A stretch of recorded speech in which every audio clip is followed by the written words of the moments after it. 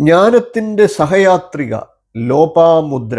പുരാണങ്ങളുടെ വിശാല ലോകത്തിൽ മഹർഷിമാരുടെ മഹത്വം പറയപ്പെടുമ്പോൾ അവരുടെ പിന്നിൽ നിന്ന മഹത്തായ സ്ത്രീകളുടെ തേജസ് പലപ്പോഴും മറഞ്ഞു പോകുന്നു. തപസ്സിന്റെ തീയിൽ തെളിഞ്ഞ ജ്ഞാനികൾക്ക് ജീവിതത്തിന്റെ സ്നേഹവും സമത്വവും പഠിപ്പിച്ചവർ അവരായിരുന്നു. അങ്ങനെ ഒരു ദിവ്യ സ്ത്രീ, സൗന്ദര്യത്തിൽ അപൂർവ, ബുദ്ധിയിൽ അതുല്യ, ധർമ്മത്തിൽ ദീപ്തി, മഹർഷി അഗസ്ത്യന്റെ സഹധർമ്മിണി, ജ്ഞാനത്തിന്റെ സഹയാത്രിക, അവരാണ് ലോപാമുദ്ര. സ്വാഗതം നിങ്ങളുടെ സ്വന്തം കഥാസരിത് സാഗരം ചാനലിലേക്ക്. ഇന്ന് നമുക്ക് കേൾക്കാം സ്ത്രീത്വവും ജ്ഞാനവും ചേർന്നൊരു മഹാഗാഥ, ലോപാമുദ്ര.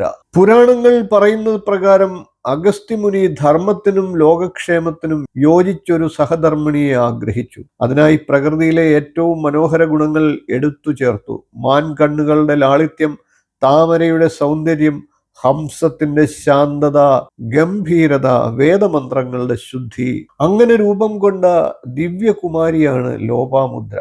ശേഷം അവൾ വിദർഭ രാജാവിന്റെ മകളായി വളർന്നു. രാജധാനിയിൽ ജനിച്ചെങ്കിലും ഹൃദയം ജ്ഞാനത്തിലേക്കായിരുന്നു. കാലം കടന്നു. അഗസ്ത്യമുനി രാജസഭയിലെത്തി. രാജാവിനോട് ലോപാമുദ്രയെ വിവാഹം കഴിച്ചു തരണമെന്ന് അഭ്യർത്ഥിച്ചു. രാജാവിന് ആശങ്കയുണ്ടായി. സ്വർണ്ണ ഭവനങ്ങളിൽ വളർന്ന രാജകുമാരി കാടിന്റെ ആശ്രമ ജീവിതം എങ്ങനെ സഹിക്കും? എന്നാൽ ലോപാമുദ്ര പുഞ്ചിരിച്ചുകൊണ്ട് പറഞ്ഞു, സത്യവും ജ്ഞാനവും ഉള്ളിടമാണ് എന്റെ രാജമന്ദിരം. അവൾ രാജവൈഭവം വിട്ടു മുനിയുടെ പാത പിന്തുടർന്നു. അത് വിവാഹമല്ലായിരുന്നു, ധർമ്മത്തിലേക്കുള്ള ഒരു ദീക്ഷയായിരുന്നു. ആരണ്യത്തിന്റെ ശാന്തതയിൽ, പക്ഷികളുടെ ഗാനത്തിനിടയിൽ, യജ്ഞാഗ്നിയുടെ പുകമണം നിറഞ്ഞ ഇടങ്ങളിൽ ലോപാമുദ്ര ജീവിച്ചു. അവൾ ഒരു ഭാര്യ മാത്രമല്ലായിരുന്നു, മന്ത്രജ്ഞാനത്തിൽ പ്രാവീണ്യമുള്ള വിദ്യാവതി, ധ്യാനത്തിൽ സമത്വം പുലർത്തിയ സ്വാധി, അഗസ്ത്യന്റെ തപസ്സിന് തുല്യശക്തി നൽകിയ സഹയാത്രിക.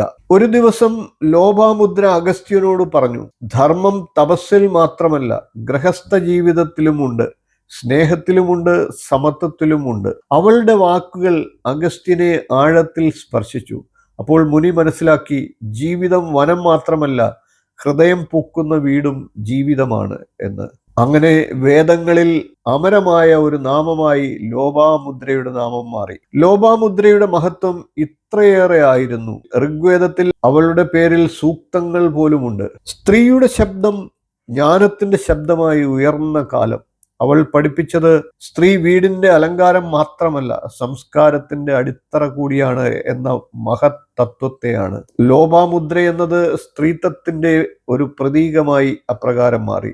ലോപാമുദ്രയെ ഒറ്റ വാക്കിൽ പറഞ്ഞാൽ, സൗന്ദര്യത്തിനുള്ളിൽ ബുദ്ധി, മൃദുത്വത്തിനുള്ളിൽ ശക്തി, സ്നേഹത്തിനുള്ളിൽ ജ്ഞാനം. അവൾ അഗസ്ത്യന്റെ ഭാര്യ മാത്രമല്ല, അദ്ദേഹത്തിന്റെ പാതയെ സമ്പൂർണമാക്കിയ പ്രകാശമാണ്. ഇന്നും കാലം ചോദിക്കുന്നു, മഹാന്മാരുടെ പിന്നിൽ ആരാണ്? ഉത്തരം പലപ്പോഴും ഒരു സ്ത്രീ തന്നെ ആയിരിക്കും. അഗസ്ത്യന്റെ പിന്നിൽ നിന്ന് ആ ദിവ്യപ്രകാശം ലോപാമുദ്ര. ജ്ഞാനികൾക്ക് ജ്ഞാനം നൽകിയവൾ, തപസ്വിക്ക് ജീവിതം പഠിപ്പിച്ചവൾ, മഹർഷിക്ക് സമത്വം കാണിച്ചവൾ. ഈ കഥ നിങ്ങൾക്ക് ഇഷ്ടമായി എങ്കിൽ ഒന്ന് ലൈക്ക് ചെയ്തേക്കുക, ഷെയർ ചെയ്ത് മറ്റുള്ളവർക്കും ഈ അറിവ് നൽകുക.